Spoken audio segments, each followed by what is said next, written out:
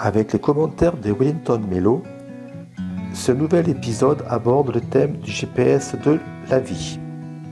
Wellington nous dit « Bonjour ma sœur et mon frère qui nous écoutez, comment allez-vous ?» À travers ce podcast Café avec Spiritisme qui nous unit maintenant, je prie Jésus de vous soutenir, de vous bénir et de vous inspirer. Peut-être ne savez-vous pas ce qu'est un système de positionnement global, mais il est peu probable que vous ne sachiez pas ce qu'est un GPS, n'est-ce pas ? Il s'avère qu'il s'agit de la même chose, puisque le système de positionnement global est la traduction de l'acronyme GPS. Personnellement, j'admire vraiment cette technologie. Elle est une bénédiction pour quiconque a besoin d'aller quelque part et ne sait pas où cela se trouve, ni quel est le meilleur itinéraire. Certaines applications qui l'utilisent, en plus de renseigner le meilleur itinéraire, proposent également des informations sur les barrages routiers, les options de déviation, la vitesse de circulation, le temps de trajet, les embouteillages, etc. Il offre la localisation et la distance d'établissement à proximité et peut également localiser quelque chose ou quelqu'un, tant que cet objet ou cette personne émet un signal qui peut être capté avec un téléphone portable activé, par exemple. J'utilise beaucoup la localisation en temps réel quand je vais chercher mes enfants quelque part, parce que comme cela, ils me suivent virtuellement et quand je suis très proche, ils se mettent déjà en situation pour monter facilement dans la voiture, en allant par exemple sur le trottoir devant la maison des amis ou à l'entrée du centre commercial.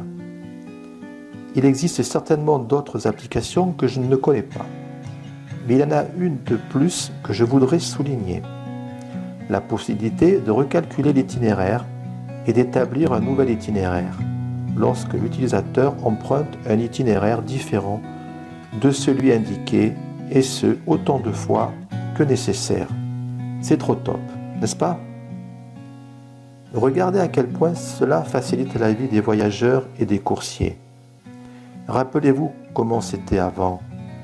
Des recherches étaient effectuées sur d'immenses cartes imprimées et de nombreux arrêts étaient nécessaires pour rechercher l'information. Eh bien, cette technologie a été créée par l'armée américaine en 1972 et depuis lors, elle a gagné le monde entier et elle s'améliore. Avez-vous déjà pensé que nous avons aussi un GPS pour la vie ? Oui, c'est cela même, et bien avant 1972. Allons-y, réfléchissons ensemble. Ici, la traduction est différente. Dans ce cas, GPS signifie guide pour le salut. Et c'est l'évangile apporté par Jésus il y a 2000 ans. Jésus, avec la pédagogie de l'amour, offre un chemin sûr pour nous tous, voyageurs de l'éternité. Ces orientations assurent le meilleur chemin, le bon parcours qui, selon Carita, dans le chapitre 13 de l'Évangile selon le spiritisme, n'est autre que la charité. Ces orientations pointent immanquablement en direction de l'objectif, toujours prête, à tout moment et en toutes circonstances, en cas d'écart de l'itinéraire du voyageur, à proposer le plan idéal de reprise de l'itinéraire principal. Ce GPS nous alerte sur les défis de ce voyage, mais il nous donne une garantie absolue de succès, tant que nous suivons ses recommandations. Et beaucoup de ceux qui ont déjà parcouru de plus longues portions de ce voyage viennent témoigner de cette vérité. Mais dans ce GPS de la vie, comme dans l'autre, il y a une chose en commun. Il n'y a pas de contrainte, il n'y a pas de violence, ni d'obligation. Le voyageur est le véritable conducteur de son voyage. Il reçoit des indications et ne les suit que s'il le veut. Il est intéressant de noter que lorsque nous nous écartons de l'indication, nous commençons à recevoir d'incessantes suggestions pour reprendre le chemin idéal dans le système de localisation.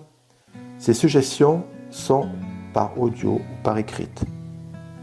Dans la vie, nous avons l'ange de la douleur pour alerter et nous rediriger. Regardons ce que dit Jean au chapitre 14, versets 1 à 3 et 6. Que votre cœur ne se trouble point. Vous croyez en Dieu, croyez aussi en moi. Il y a plusieurs demeures dans la maison de mon Père. Si cela n'était pas, je vous l'aurais dit. Je vais vous préparer une place. Et lorsque je m'en serai allé, et que je vous aurai préparé une place, je reviendrai, et je vous prendrai avec moi, afin que là où je suis, vous y soyez aussi. Jésus lui dit, « Je suis le chemin, la vérité et la vie. Nul ne vient au Père que par moi. » Quelle bénédiction d'avoir Jésus comme guide sûr pour nos choix, pour nos vies. Sœurs et frères, suivons ces recommandations, ces observations, car elles sont pour notre propre bonheur et pour le succès de notre voyage. Nous n'avons rien à craindre. C'est un chemin qu'il connaît déjà et qu'il a parcouru. Où que nous soyons et quelles que soient nos activités. Si nous sommes en chemin, ne baissons pas les bras. Et si nous faisons une erreur, si nous avons dévié, reprenons dès que nous le pouvons. Nous sommes ensemble et nous continuerons ensemble car le Christ nous attend. Je vous souhaite à tous paix et bien.